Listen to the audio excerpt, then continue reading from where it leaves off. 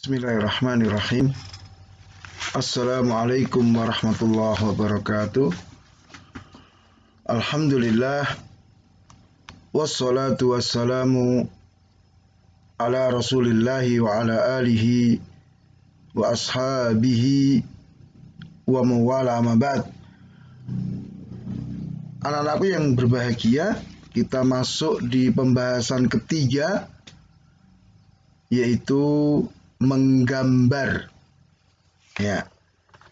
Diharapkan setelah mempelajari pembahasan ketiga ini, ya, kalian bisa menerangkan hukum dan sebab larangan menggambar makhluk hidup. Jadi hukumnya apa? Kemudian kenapa dilarang? Kalian bisa terangkan itu. Dan yang kedua, kalian bisa menerangkan hubungan materi larangan menggambar ini dengan tauhid. Jadi apa kaitannya antara larangan menggambar dengan masalah tauhid?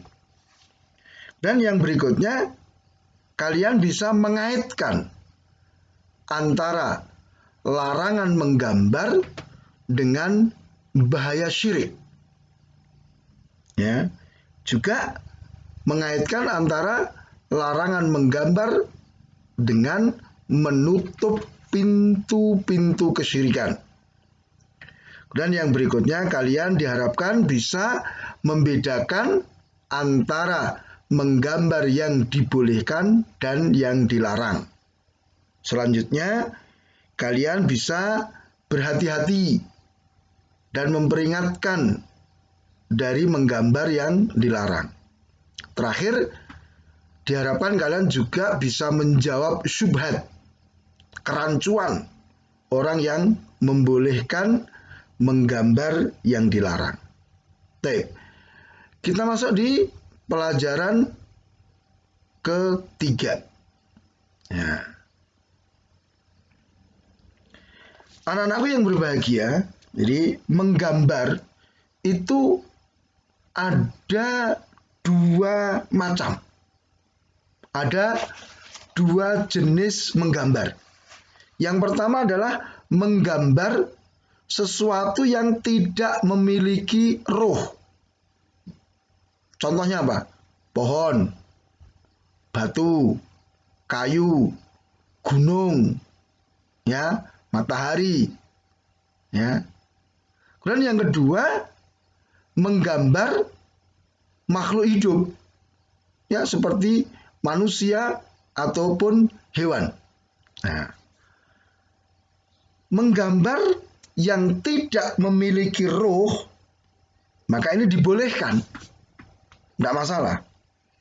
Sebagaimana Ibnu Abbas radhiyallahu taala anhuma, ya, berkata kepada seorang laki-laki yang menggambar, "In kana la budda fa'ilan fasna'ish syajara wa ma la nafsa lahu." Ya, seandainya engkau harus menggambar, maka gambarlah pohon atau sesuatu yang tidak memiliki jiwa. Ya, dalam riwayat yang lain, kulla syai'in laisa fihi ruh. Segala sesuatu yang tidak memiliki ruh. Maka ucapan Ibnu Abbas ini menjadi dasar bolehnya menggambar segala sesuatu yang tidak memiliki ruh atau nyawa. Adapun jenis yang kedua, menggambar makhluk hidup, ini ada dua bentuk. Yang pertama, menggambar secara langsung, yaitu dengan tangan kita. Ya, menggambar ayam dengan tangan kita, menggambar manusia dengan tangan kita. Maka ini jelas hukumnya haram. Sedangkan yang kedua, yaitu menggambar menggunakan alat yang kita kenal dengan apa? Fotografi. Ya, fotografi. Nanti ada rinciannya. Sekarang kita masuk dulu yang menggambar secara langsung makhluk hidup. Ini dilarang, ya, diharamkan. Ya.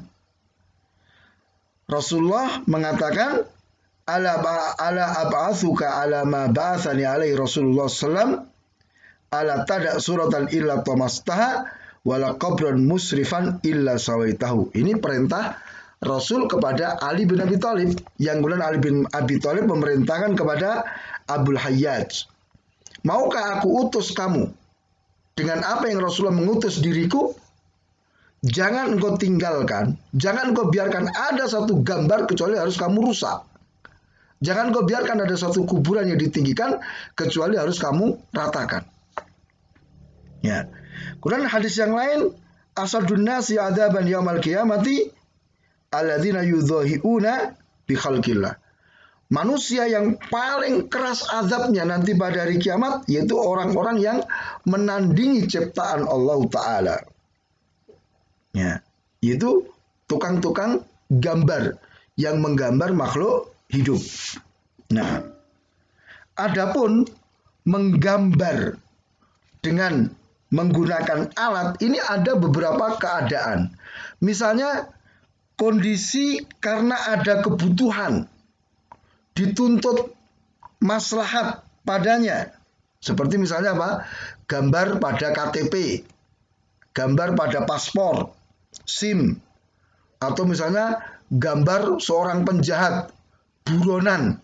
Maka yang seperti ini dibolehkan. Ya. Gambar ini darurat, dibutuhkan, ada kemaslahatan padanya. Ya, tadi contohnya apa? Foto di KTP, di SIM, ya, di ijazah, ya, di paspor, atau foto buronan misalnya, ini boleh. Adapun yang kedua, yaitu menggambar apa yang menuntun kepada kemaksiatan atau memperindah kemaksiatan. Ini hukumnya haram, tidak boleh. Misalnya foto gambar-gambar wanita yang membuka aurat, foto-foto penyanyi, ya. Nah, foto wanita yang membuka wajahnya, ini tidak boleh, karena itu akan menuntun kepada kemaksiatan atau memperindah kemaksiatan.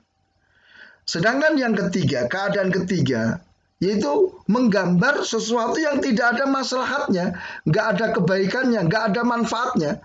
Jadi kalau orang sekarang iseng-iseng aja, maka ini hukumnya haram. Ya, karena dalam rangka untuk kehati-hatian, supaya kita tidak meremehkan, supaya kita tidak terjatuh pada perkara yang menuntun kepada maksiat. Karena banyak ya, awalnya itu iseng-iseng, awalnya ya main-main, tapi akhirnya menuntun kepada kemaksiatan. Maka ini hati-hati. Ya, anak-anakku hati-hati ya, karena sekarang banyak sekali toh, ya, handphone itu ada kameranya. Ya, kemudian juga orang itu bermudah-mudah untuk mengambil gambar dengan foto. Maka silakan gunakan foto itu dengan keadaan seperti ini, kalian paham hukumnya. Dibutuhkan, tidak ada manfaatnya, nggak ada masalahnya, enggak gitu loh. Ya, kalau nggak ada, apalagi mengajak kepada kemaksiatan, tinggalkan. Nah, kemudian kerusakan menggambar. Nah, ini ada menandingi dan menyamai penciptaan Allah Ta'ala. Sedangkan Allah itu maha tinggi dari sekutu. Jadi orang yang menggambar makhluk hidup itu adalah menandingi dan menyamai penciptaan Allah Ta'ala. Kemudian menggambar itu bisa mengantarkan kepada pengagungan terhadap gambar. Gambar itu juga akan mengantarkan kepada kesyirikan seperti yang terjadi pada kaum Nabi Nuh yang muncul pertama kali kesyirikan pada mereka. Dan yang ketiga, malaikat tidak masuk pada satu rumah yang ada padanya gambar. Ya, gambar makhluk hidup. Kemudian penggambar itu akan diazab oleh Allah pada hari kiamat dengan azab yang sangat keras. Ya, dia diminta untuk menghidupkan gambarnya. Ya, ada riwayat lain, gambar itu akan dihidupkan dan dipakai untuk menyiksa orang yang menggambarnya ketika di dunia. Ya, maka hati-hati. Ini ancaman-ancaman yang sangat keras ya. Sehingga kita harus waspada. Kullu musawwin finnar, Setiap tukang gambar itu ada di neraka, yaitu yang menggambar makhluk hidup. Yuj'alau fi kulli